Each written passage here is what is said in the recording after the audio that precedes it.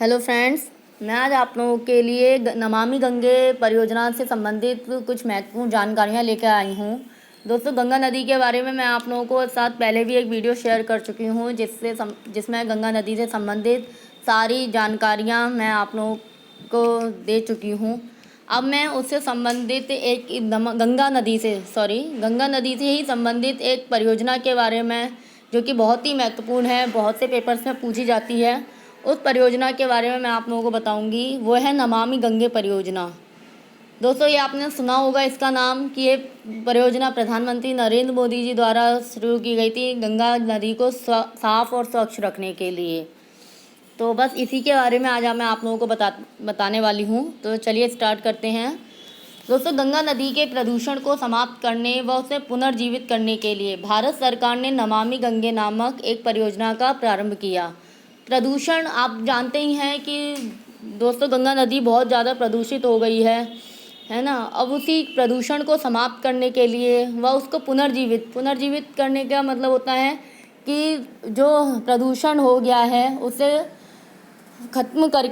प्रदूषण को ख़त्म करके उसको एक नया जन्म, गंगा नदी को एक नया जन्म देने के लिए भारत सरकार ने नमामि गंगे नामक एक परियोजना को प्रारंभ किया है। इस परियोजना की शुरुआत प्रधानमंत्री नरेंद्र मोदी जी द्वारा 10 जुलाई 2014 में की गई थी। कब की गई थी? 10 जुलाई 2014 में।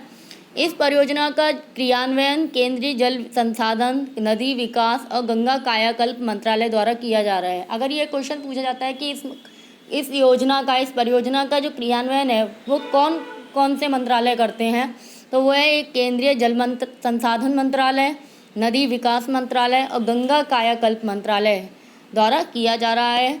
इस परियोजना की देखरेख जल संसाधन मंत्री उमा भारती करती हैं।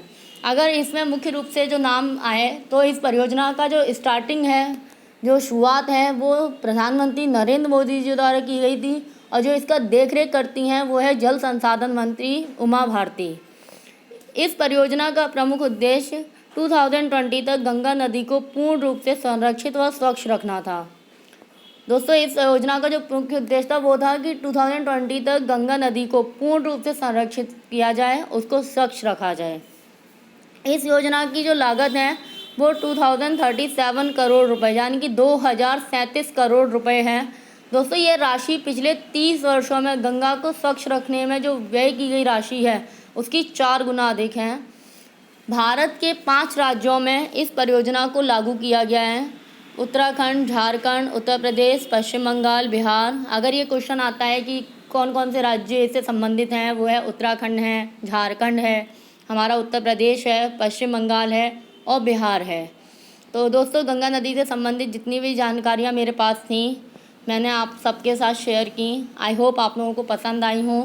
प्लीज़ दोस्तों, अगर आप लोगों को मेरा पसंद आई हो तो आप लोग प्लीज़ लाइक शेयर ज़रूर करें और कमेंट करके मुझे ज़रूर बताएं और मेरे चैनल को सब्सक्राइब करें। Thank you so much.